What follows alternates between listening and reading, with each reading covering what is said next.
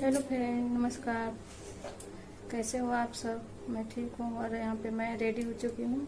सबसे पहले आप सभी को मेरे तरफ से जितिया पर्व की ढेर सारी शुभकामनाएं। जितने भी माताएं, बहनें, दीदी, भाभी, आंटी जो भी होंगी, जो भी लोग जितिया पर्व की होंगी, सबको मेरी तरफ से ढेर सारी शुभकामनाएं। सबके पुत्र को उन्नति दें भगवान जितिया महाराज। हर किसी को बढ़ोतरी दें, अच्छे से रखें, बड़े करें और सबको आगे बढ़ाएं। मेरी तरफ से बस यही दुआ है। तो आप लोग बने रहिए मेरी वीडियो में। मैं दिखाती हूँ, अभी जा रही हूँ पूजा करने। मैं भी तैयार हो चुकी हूँ और मैं भी आपको दिखाती हूँ, बने रहिए। तो फ्रेंड, यहाँ पे मैं देखिए पूजा करने आ गई हूँ। अपने घर पे ही पूजा कर रही हूँ, बस कहीं जाना नहीं है फ्रेंड। तो ये है मेरा सारा पूजा का सामान। ये मेरा देखिए जितिया है सोने का, और ये मेरी मम्मी का है, मतलब सासू माँ का। वही हम लोग दोनों व्रत थे, मैं और मम्मी दोनों। यहाँ पे हम लोग पूजा कर रहे हैं, दीपक वगैरह सब जलाए हुए हैं। यहाँ पे देखिए मम्मी है, मैं हूँ, दोनों लोग पूजा कर रहे हैं। और आप लोग बने रहिए वीडियो में, लास्ट तक बने रहिए। मैं आपको दिखाती हूँ। यहाँ पे मैं पूजा कर रही थी, मेरी पूजा लगभग हो गई थी। मैं यहाँ पे मैं कथा कर रही हूँ, कथा पढ़ रही हूँ, तो आप लोग एक बार जरूर सुनिए उसको। और अयोध्या में किसी धनी व्यापारी के घर में जन्मी। संयोग से उन दोनों का जन्म एक ही घर में हुआ, जिसमें सियारिन ज्येष्ठ हुई और चील छोटी। वे दोनों सभी शुभ लक्षणों से युक्त थी, इसलिए बड़ी लड़की काशीराज के बेट और छोटी उनके मंत्री के साथ गारहपत अग्नि के सामने विधि पूर्वक ब्याही गई।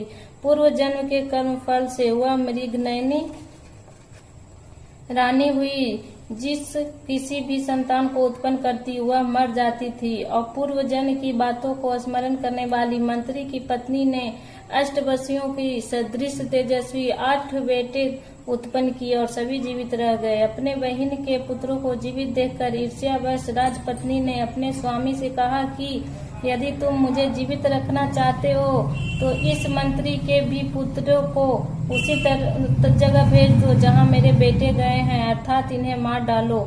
यह सुनकर राजा ने उस मंत्री के पुत्रों को मारने के लिए कई प्रकार के उद्योग किए, पर मंत्री पत्नी ने जीवित पुत्रिका के पुण्य बल से बचा लिया। एक दिन राजा ने अपने आदमियों से उन पुत्रों का सिर कटवाकर पिटवारी में रखवाया और वह पिटवारी उनकी माता मंत्री पत्नी के पास भेज दिया, किंतु वे 8 सिर वे कीमती जवाहरात हो गए और भले चंगे वे 8 लड़के अपने माता के पास वापस चले गए।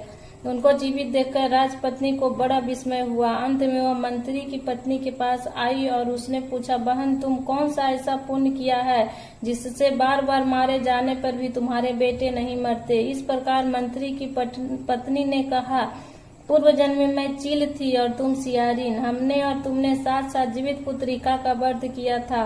तुमने व्रत के नियमों का भली भांति पालन नहीं किया था और मैंने किया था। इसी दोष से हे बहन, तुम्हारे बेटे नहीं जीते हैं। ओ राजरानी, अब भी तुम उस जीवित पुत्रिका व्रत को करो तो तुम्हारे बेटे दीर्घायु होंगे। मैं तुमसे सच सच कह रही हूँ। उसके कथानुसार रानी ने व्रत किया, तभी से उसके कई बेटे सुंदर और दीर्घायु होकर बड़े बड़े राजा हुए। सूत जी कहते हैं कि सब प्रकार का आनंद देने वाला मैंने यह दीप व्रत बतलाया है। स्त्रियां चिरंजीवी संतान चाहती हो तो विधि पूर्वक यह व्रत करें।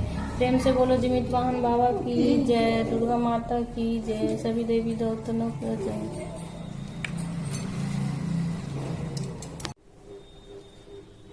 तो फ्रेंड देखिए, यहाँ पे हम पूजा कर चुके हैं और बैठे हुए हैं, पूजा करके जस्ट आए हैं।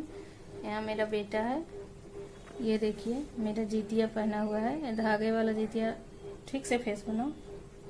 धागे वाला जितिया मेरा बेटा पहना हुआ है। ये मेरा बेटा है।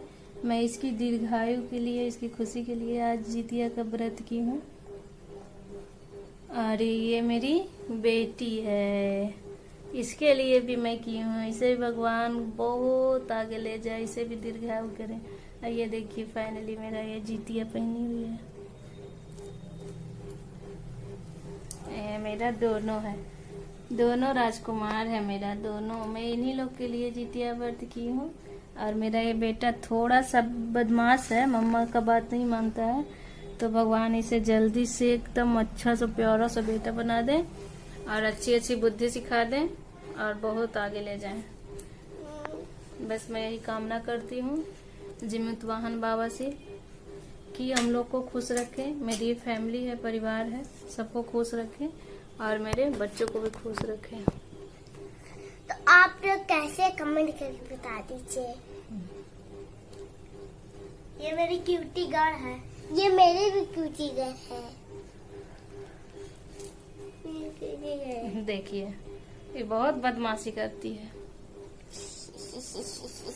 तो फ्रेंड ठीक है, मैं जा रही हूँ कल सुबह की तैयारी करने, क्योंकि कल पारण है तो उसमें भी मुझे बहुत कुछ तैयारी करना है। बहुत तरह के चीज बनते हैं, पता नहीं क्या क्या, बहुत ज्यादा खाना वगैरह बनता है, तो मैं कुछ तैयारी रात में ही कर रख लूंगी, क्योंकि सुबह बहुत देर हो जाएगी बनाने में। और सुबह तो फ्रेंड आज सुबह से जैसे पानी नहीं पीती हूँ, खाना वगैरह कुछ नहीं खाती हूँ, तो शरीर में एनर्जी बहुत कम बचता है, बहुत वीकनेस महसूस होता है। इसीलिए अभी थोड़ा सा ठीक है, तो कुछ काम करके सुबह के लिए रख देंगे, ताकि सुबह उठकर सिर्फ मुझे बनाना रहेगा, सारा तैयारी रहेगा।